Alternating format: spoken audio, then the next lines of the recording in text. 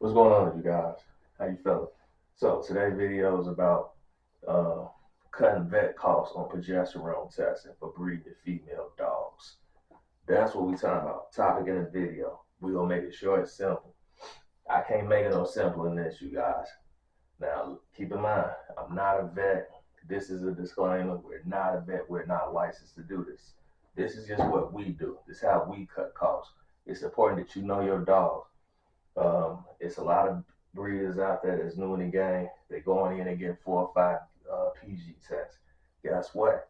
You got $400 or $500, and that's before you even get an artificial insemination. Let me show you how to reduce that cost, you guys, where you can only do one PG test and go from there. That's what we do. So, a lot of you guys, let's get to this video. Let's get to it. You panic, you see your dog bleed, and in the first 3 to 5 days, you already, got them breeding outside. They either breeding out already, or are AI in the dog. Then 2 days later they breeding again. And keep in mind, within about a week after, she was bleeding, you guys had already, made it a dog. All right, then 30 days later, you say it didn't take. It didn't take because she wasn't ovulating. Ovulation is the key, you guys. If your female dog ain't ovulating, guess what, man? Ovulation, it equals pregnancy. Without no ovulation, there's no pregnancy going on, you guys. You have to ovulate. You have to give her time to ovulate. Um, what's a good number that you want to PG your dog testing? 10 and higher. Any number in between 10 and 20, you would be good to get a breeding on the ground. You know, now it does. Now, what number do you PG in does make sense of the size of the litter that you will have. You have to hit the sweet spot. So that does make sense if it makes sense. But you get a litter on the ground if you just bred at 10. You get a litter on the ground if you bred at 20, you guys. But that will determine what size litter you get. All right, let's get to this though. So day one for us is the first day that she bleed. So first time we see blood. First blood is day one, you guys. So let's get that. First blood. First blood. That's day one. For equal letters, day one, you guys. We don't do nothing. When do we take our French bulldogs to the vet? Some people say 7 days, a week after. Listen, if she's a first time breeder, first time going in heat, she can be going slow. She can be moving slow as far as pointing up the scale. Uh, how many points she's moving a day. So if you want to monitor that, by all means, go to day 7 or 8. It's probably will be 2, 3, or 4 at that number range, so which means you'll be going back 2 times. So we'll keep this video straight to the topic. What we do, I like to go to the vet one time, two if anything, but one time is the goal. As far as a PG testing, then you see me again on when it's time for you guys to do the C-section. Our day is day 11, in all honesty. So let's get it, day 11, you guys. Yeah, I know that sounds strong, right? Day 11, first PG, you guys. First PG. And guess what? That first PG test, you're not gonna miss. At day 11, I guarantee you, she will be ovulating.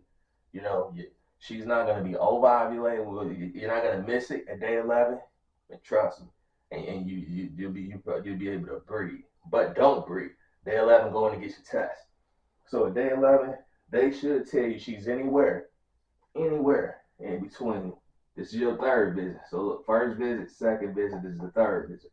Third visit, you got let me see. First blood. No, this is your second visit. Your first blood was day one. You didn't go anywhere. You waited 11 days after the first day, you guys. Day three, you go by. I mean, not day three, but after you get your PG test, day 11, first PG test. All right, first PG. Your PG was what? This is the same day, actually, guys. So your PG test was. I would say this: you can range it from anywhere from an 8 on day 11, anywhere, and I'm gonna say this to 15 in most cases. Why? because she can still be an 8. If she moving slow, this her first breed, she can still be an 8, you guys. You know what I'm saying? And if she moving fast, and some dogs do, listen, some dogs scale up the scale, you guys, at 7 points per day. They can do 3 points per day, 5 points per day, 7 points per day. Or they can do 3 points per 2 days and then jump 5 points on the third day. So it all depends if you how hard heavy you track your dogs. Um, if this ain't her first go around, you probably already know how she move if you monitor that, which we do. So she anywhere between 8 and 15. Bam. The optimal goal is to get at least a 9 or a 10. I don't see dogs going reverse at 10, you guys. At a 7, she can go in reverse.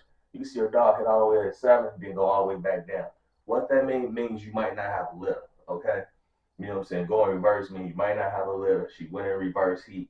Reverse heat means you have to wait another 3 to 6 months for it to come back around.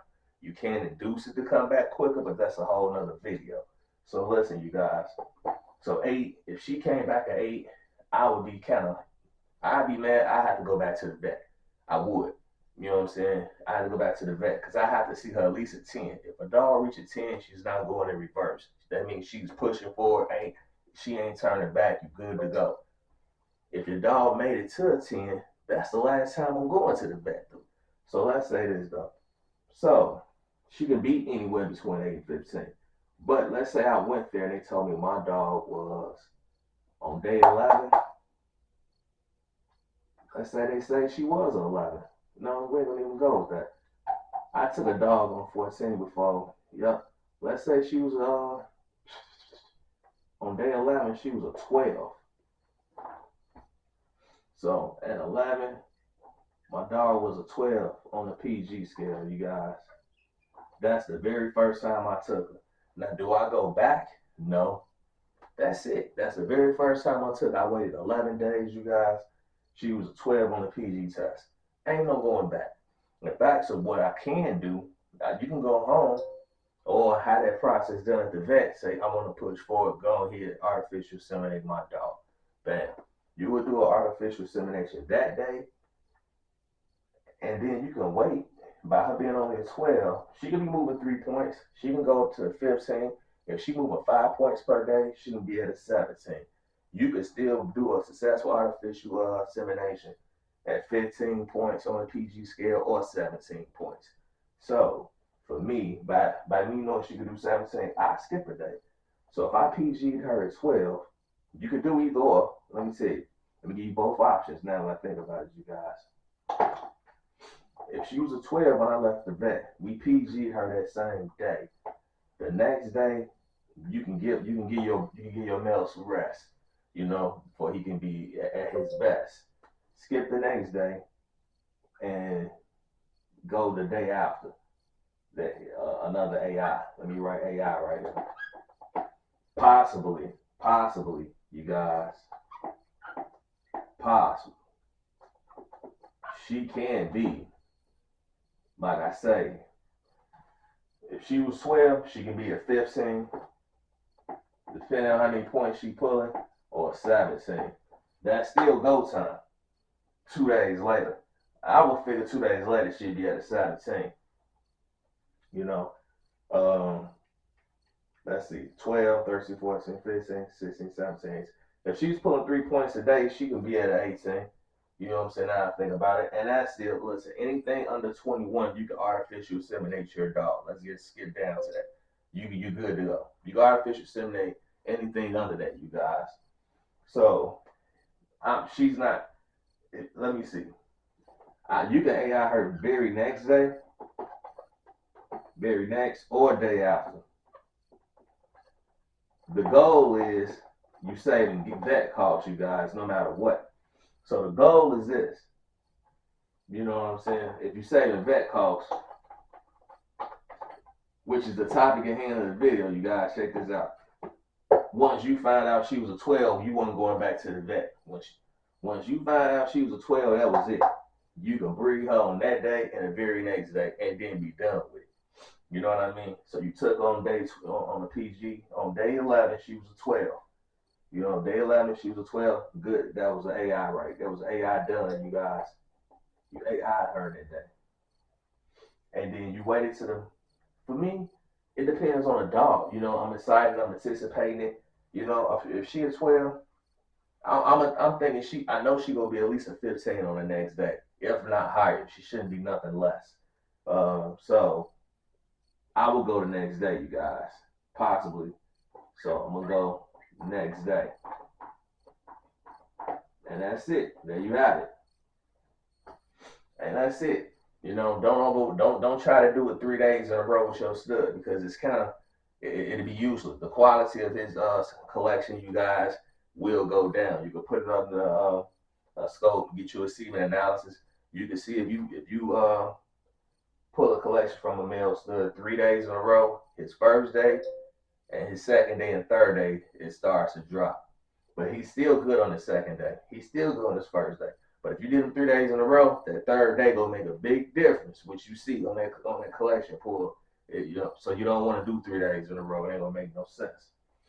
So you can take either route if your dog was at a 12. Bottom line, you guys, don't forget that. You can go the next day, or you go 12. You can skip a day, you know, but don't try to work them 3 days, though. You can skip a day.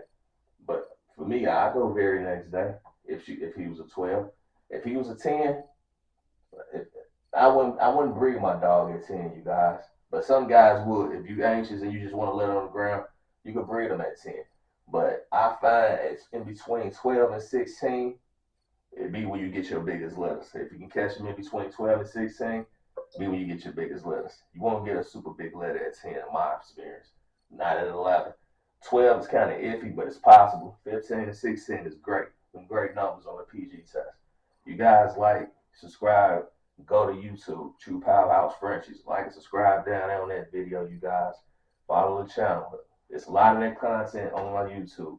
This is what we're doing on YouTube. You want to learn about some of this stuff, some of these things you got questions about, drop some comments in the comment section. Send me a DM message. It's probably videos on my YouTube that that's not on TikTok, you guys, that could be helpful. I put things on TikTok, but it's probably other things on YouTube. Go check it out. Like, subscribe. We'll catch you on the next one.